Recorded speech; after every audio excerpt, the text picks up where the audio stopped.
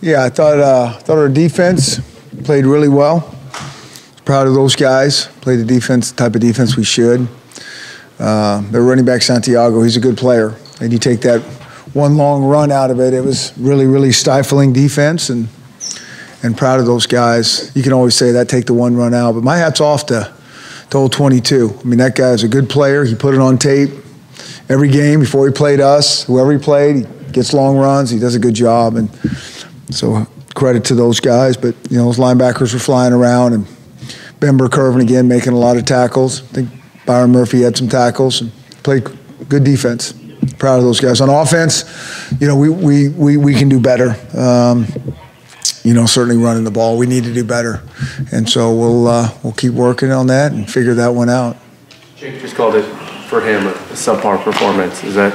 Like I always say, I mean, I really need to look at the tape to really see what he's seeing and those type of things, and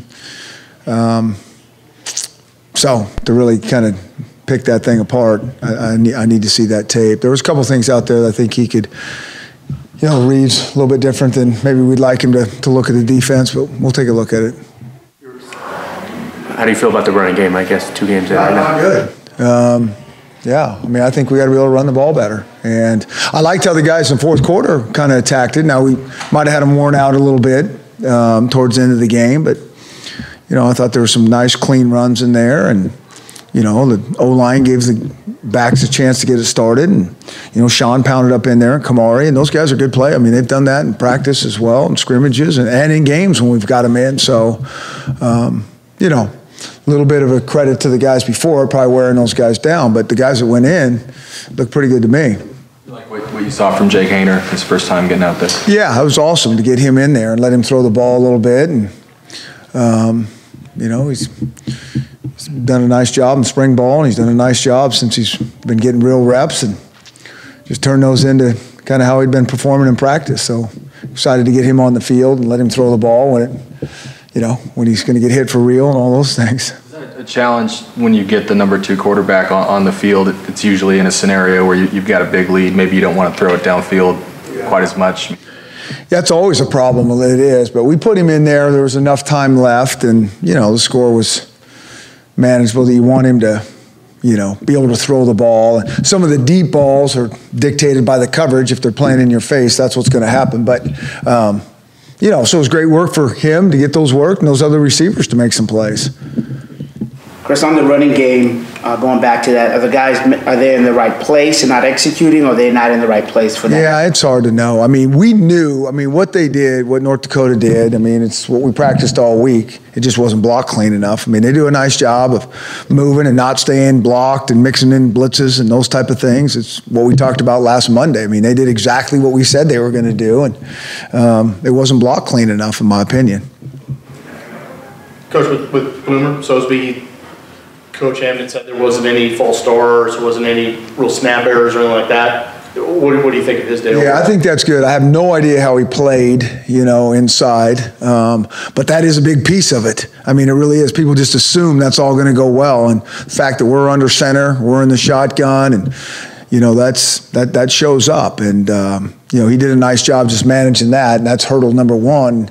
Now we'll put the tape on and see what it'll look like inside. But, he's done a good job. He's got a lot of reps here, and I'm glad he got in the game and got to play some real significant football. I think a few true freshmen got in there. Are the guys that weren't suited up fair to assume that you're planning to redshirt them? Well, probably.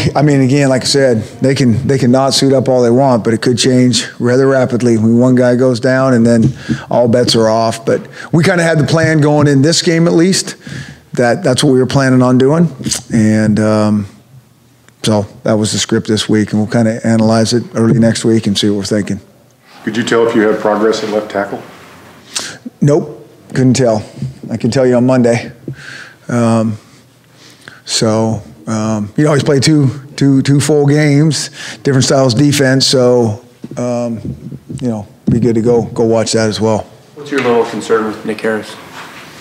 He's week to week, and it's a tough. We say it every year. You got to have more guys. You just don't play with all your guys. You watch college football; it's game 2, and guys all over the place going down. But that's how it is.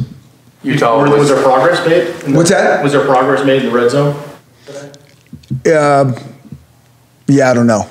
You know, when we got tight red zone, I wasn't really feeling good about things, to tell you the truth. Now, we did score, I think it was, 4 out of 6 times, something like that. But it just seemed like a little bit tougher sledding than we would like it. So it'll be good. We got more snaps on there. We'll keep analyzing, keep strategizing, and figure out how to improve that. It's tough down there. That I know. I mean, they pack a lot of guys in there, and you got to be very physical and very precise.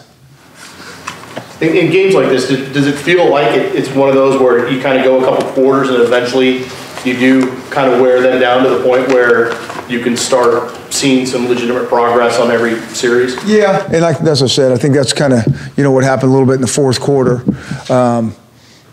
But I would like to see some things happen before we wear a team out or anything like that. I mean, I just feel like we could play a little cleaner early on. I know there's some stuff that I could see from the sidelines that, we're going to need to clean up quickly.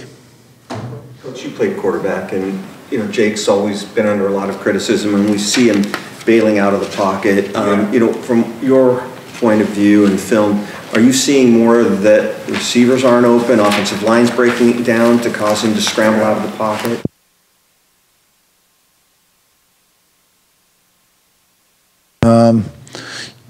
We would, obviously you like the guy to stay in the pocket and work in the pocket. I saw one time that he got out of there, and I'm not sure if he was, but I wasn't seeing, what he was seeing just from the side. I'm kind of saying, why is he, why are we bailing out of there? I just saw one of those, but we'll look at it, and no one analyzes, no one critiques, and no one works harder than Jake, so we'll keep working. Utah always seems like maybe the most underappreciated, underrated venue in the Pac-12. Yeah. What do you? I think it's underappreciated by probably not coaches and players. Yeah. I mean, we think we were in a hostile environment last Saturday. It won't even be comparable. I know that. A night game there. I know how that goes. So it'll be good. I mean, that's college football, and it'll be a challenging venue to go into. A little bit of tempo midway through the game. Is that something you've been wanting to get more towards, especially maybe to get the run game going as well? It's always kind of part of our package, and I think we had some good hits on it, and I think we had some misses on it as well. Which sometimes you're going to have that when you're going fast, but it was good to play 2 games, and it'll be interesting to see this next week what we're all about. 2 sacks from Taylor Rapp, and I think last week Miles Bryant came up with a sack as well. What are you seeing from those secondary guys off the edge? Yeah, they're hard to block. You better get to them quickly because you're obviously sacrificing coverage when you're bringing those guys. But those guys are, pretty speedy guys that come very fast at you. And so if the quarterback holds it at all, it's usually gonna help us a little bit. But that's the kind of cat and mouse game, because if he gets it out, guys are singled up out there for a while. Is there any long-term concern with DJ Beavers at all? All those guys are week to week. Anything else? Coach, what do you see out of the receivers today? Yeah, I saw them. I saw those guys make some tough catches again. 2 weeks in a row, and I think they're building confidence, and I think we're going to be going against a heck of a secondary next week. And so I think that now we'll really be tested and challenged. But they've made some really spectacular catches, and I think we're heading in the right direction there.